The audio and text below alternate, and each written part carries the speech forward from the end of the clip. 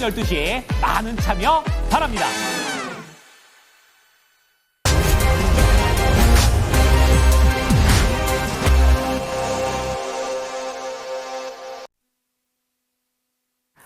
실전 매매 최고수의 길 이종복 전문가입니다. 전문가님 안녕하세요. 예, 안녕하십니까. 이종복입니다. 네.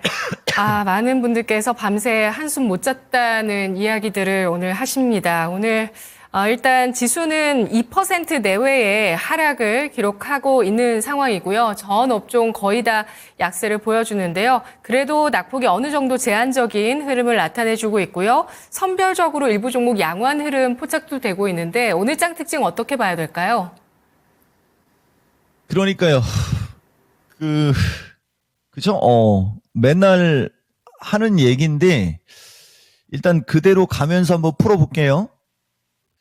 간밤에 말도 꼬이네요.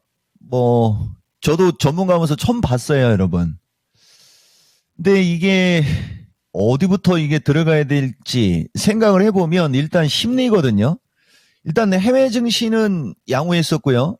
야간장에도 우리나라가 같이 양호하게 움직이다가 이제 10시 30분 이후 11시 쪽으로 가면서 이제 그런 일이 벌어졌는데,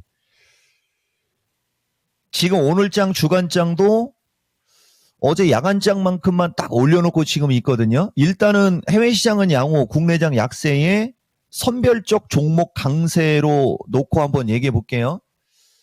제일 중요한 거는 환율이에요.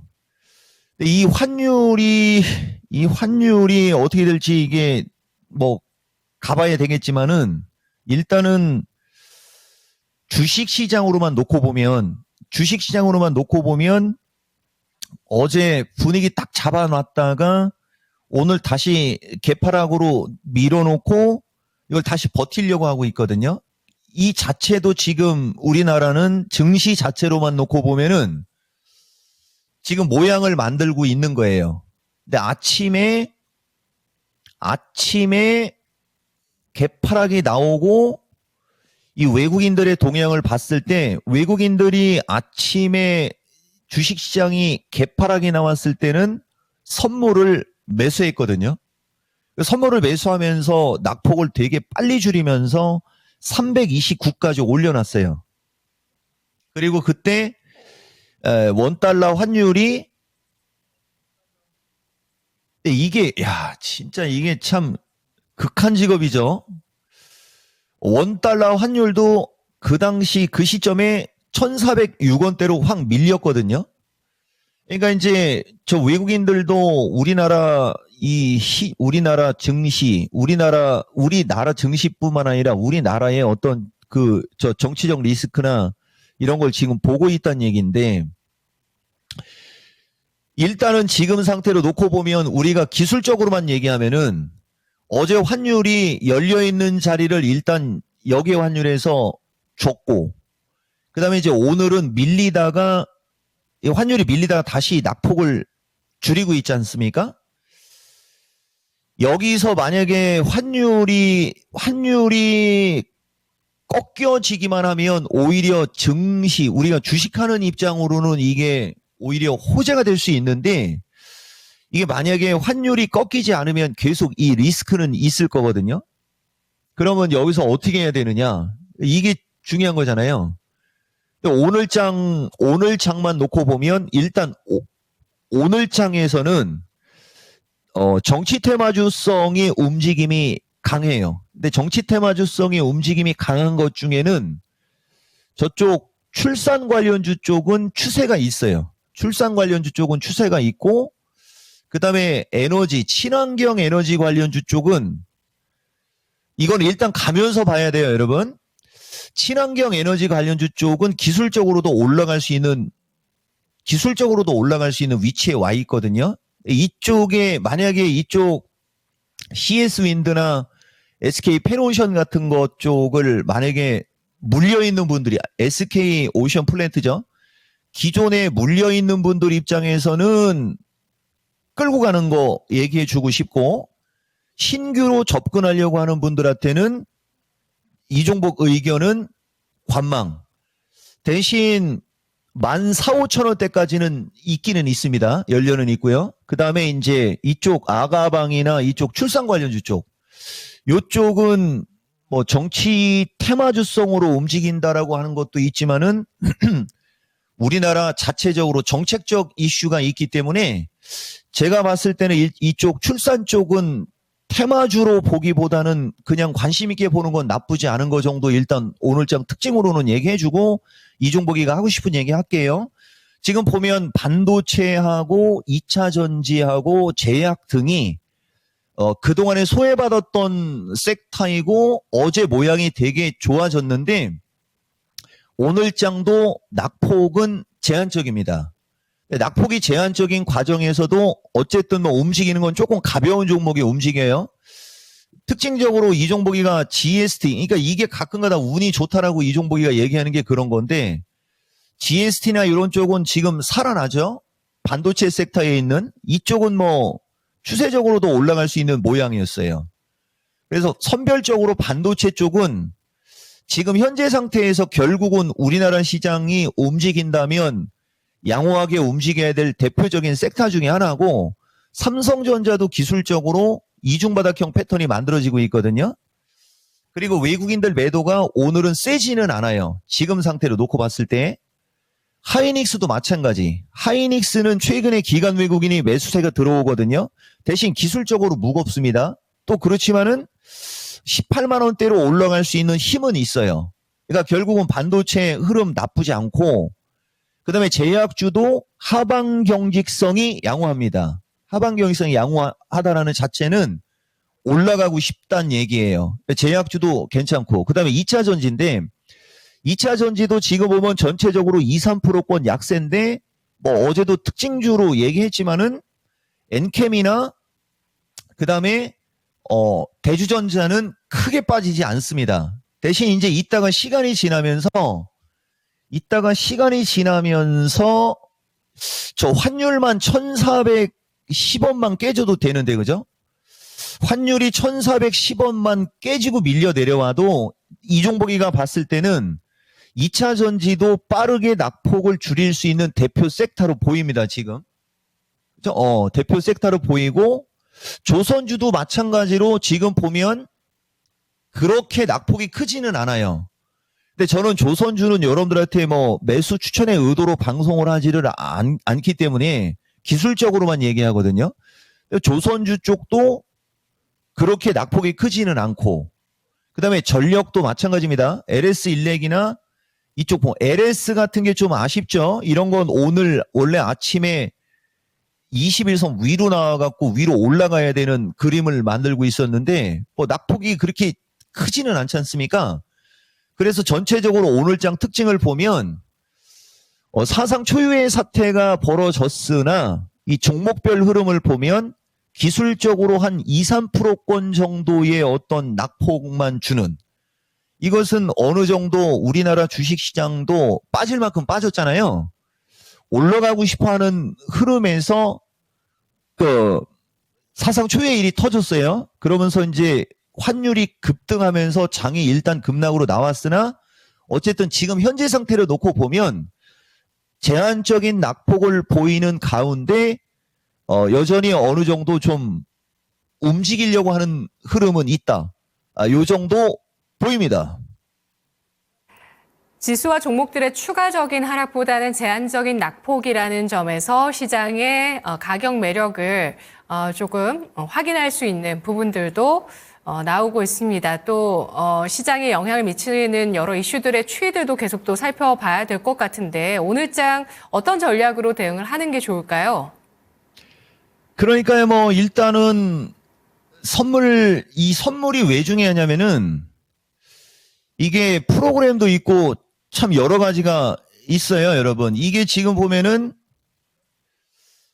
이게 원래 오늘 우리나라는 올라가는 타이밍에 딱 걸렸던 건데 참 그죠?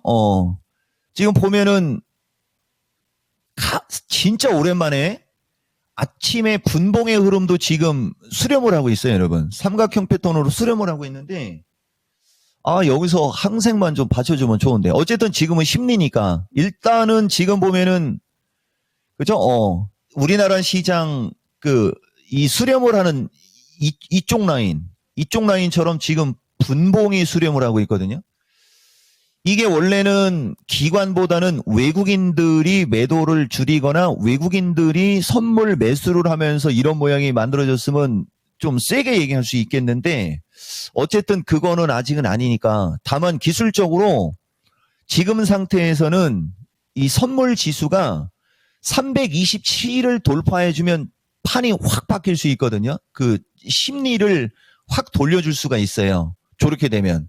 그러면은 아마 2차 전지든 반도체든 제약이든 그 전체 섹터에서 빠르게 낙폭을 줄여가지고 빨간색이 쭉 이렇게 올 수도 있는데 조기를 돌파하지 않았을 경우에는 지금처럼 눈치 보는 정도로 가다가 이제 내일장 이제 다시 한번 반등 시도가 나오겠죠. 그러니까 지수는 우리나라 주식시장은 계속 지금 반등을 하고 싶은 모양을 만들어 놨어요.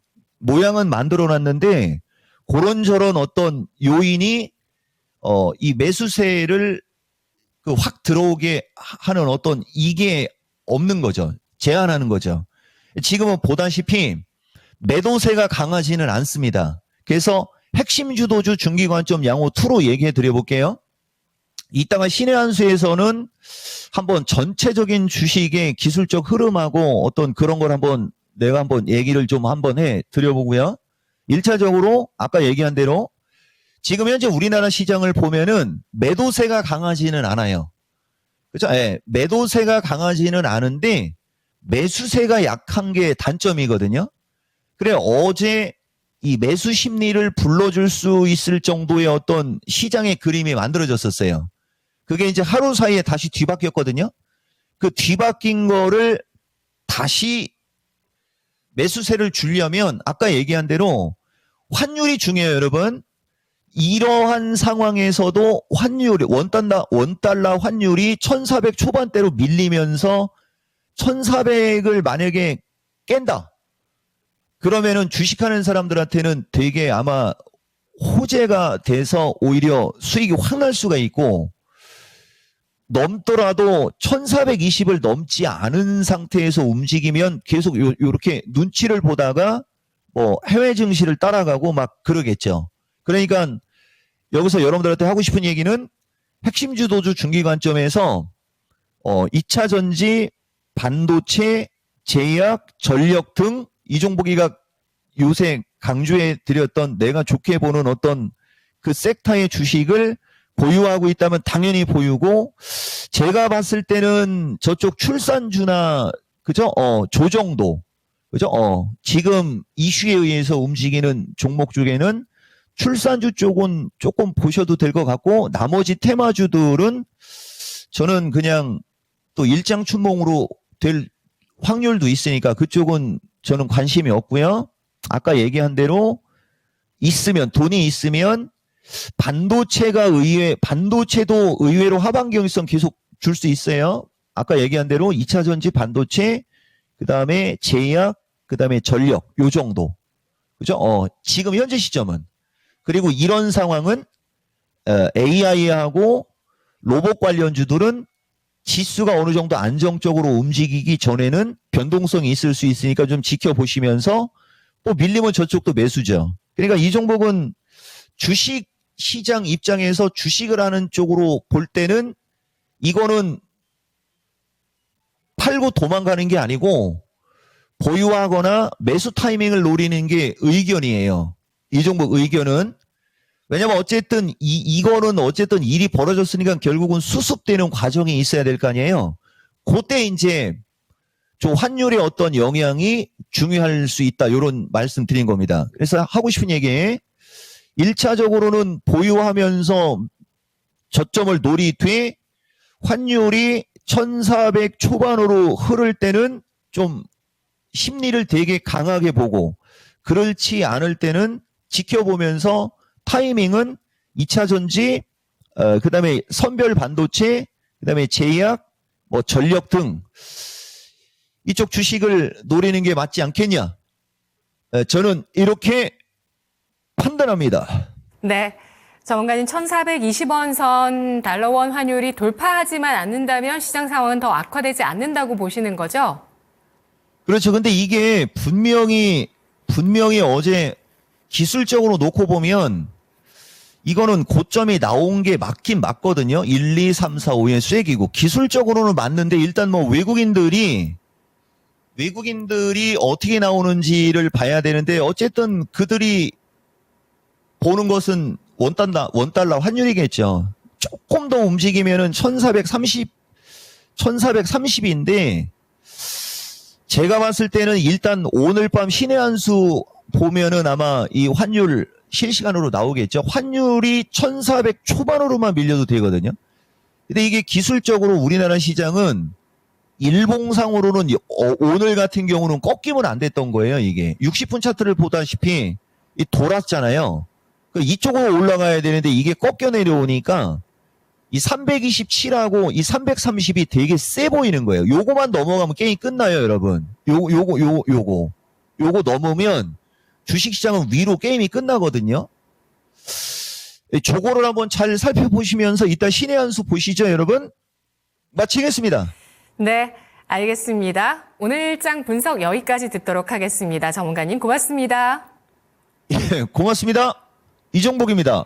네, 일단 전체적으로는 시장 보유 혹은 매수 타이밍 노릴 구간이라고 판단을 하면서 환율 키포인트로 보고 있습니다. 1420원 선의 저항 유지되어야 합니다. 실전 매매 최고수의 길이었습니다.